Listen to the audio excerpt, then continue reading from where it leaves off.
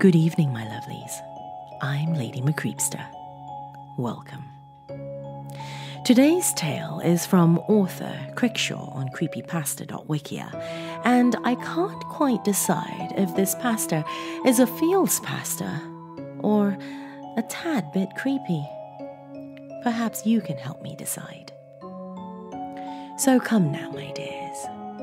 Lean in closer and we'll begin.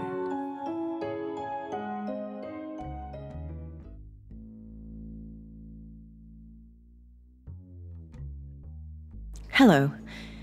I am no doubt one of the shadows in your life.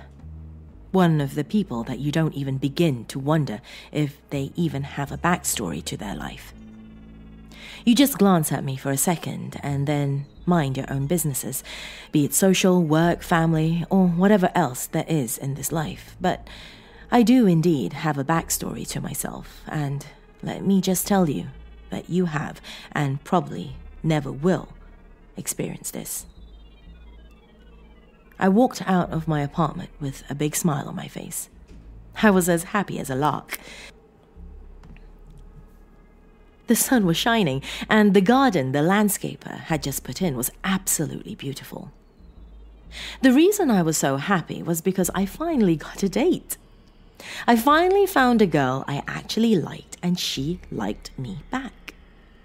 She said she would meet me at the theatre at 2, so I went on my way to the theatre. When I met her, she was stunning. She was absolutely beautiful. She had on a red summer dress with little flowers along the bottom of the dress. When she saw me, she twirled as if to say, "What do you think?" And when she twirled, the flowers and the dress seemed to come alive. She really did pop out from the rest of the crowd. We both looked at the list of movies, and I decided to get tickets for Marley and me. When we were outside of the theatre, she giggled a bit and said that it was kind of funny that the both of us cried so much. I could tell that when we were both holding each other's hand, when we walked out of the lobby, we were both in love. Let's fast forward a couple of years.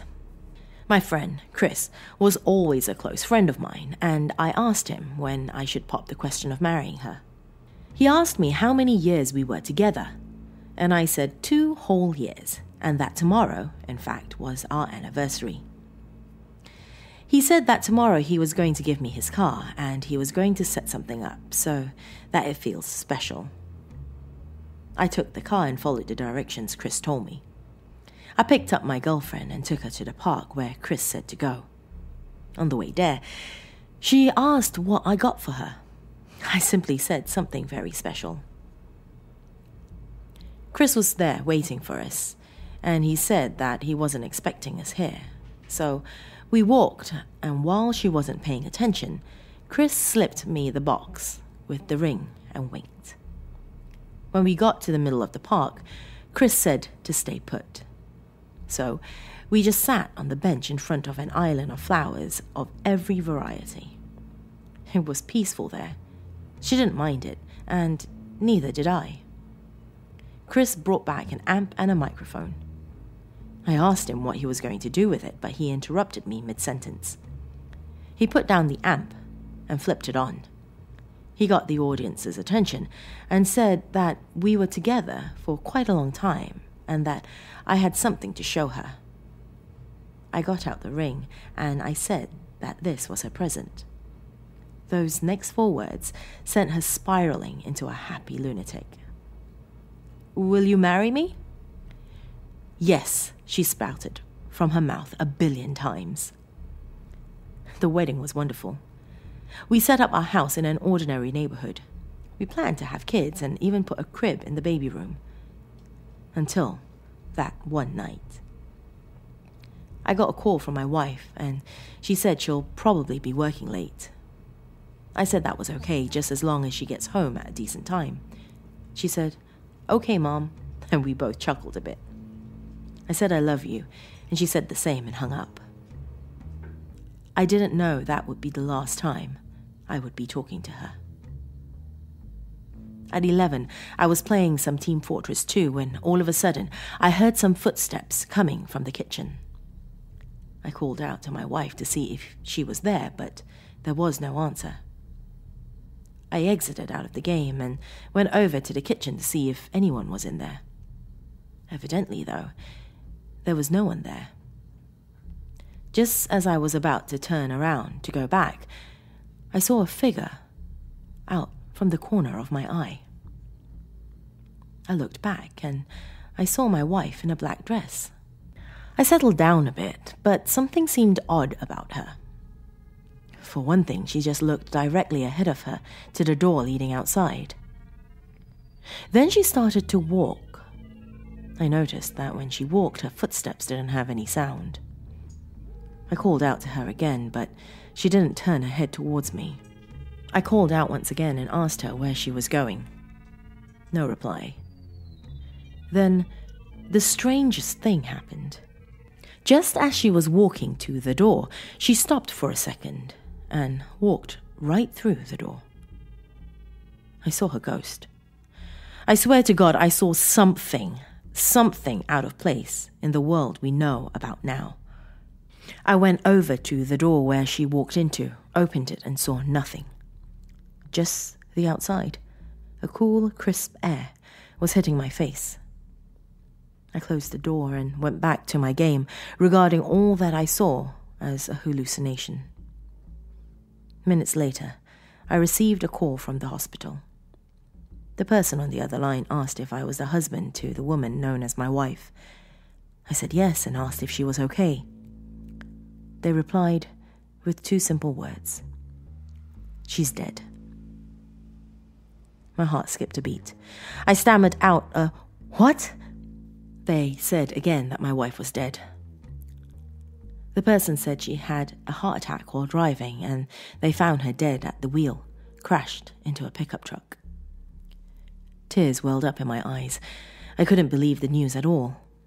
It was like I wasn't even experiencing life at all, and that I was just hearing things. They said that they would have some paperwork for me tomorrow, and that they were sorry for my loss. I hung up and dropped the phone. I didn't even feel like doing anything at that moment. I just felt like dying. How was the word that came up in my mind the most. By now, I was sitting down on my couch, staring into space with tears running down my face. But then, the next moment, I was standing up and I was facing my wife in the living room. She was still wearing that same black dress. She was staring at me with a look of dread on her face and a hint of sadness. I asked her what she was doing here. She said that she wanted to say goodbye. She started to tear up.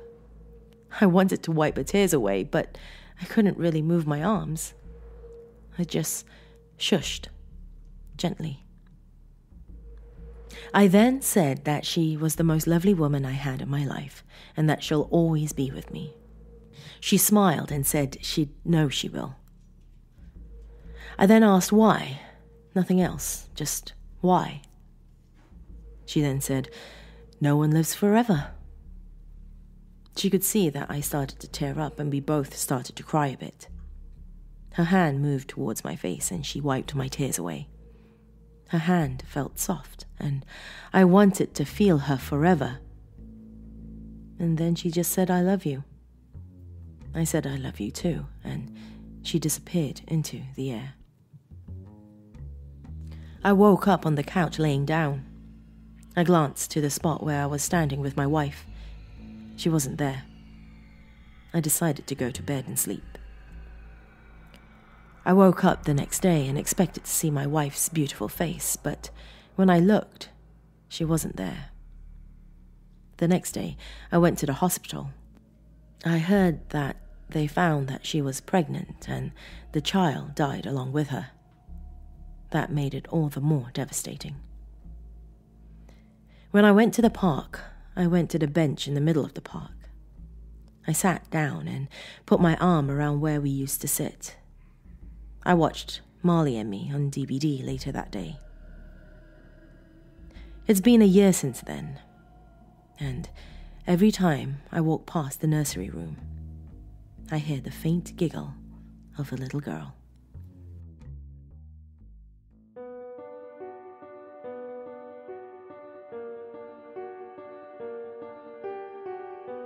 So, what do you think, my dears? Was it a feels pasta or just straight out creepy? If you're watching on YouTube, let me know in the comments below. Otherwise, send me a tweet or a Facebook message. I am Lady McCreepster on both. I'd like to thank my new patrons for joining our dark family. As you know, things have become quite challenging for us horror narrators on YouTube, so your support does help immensely.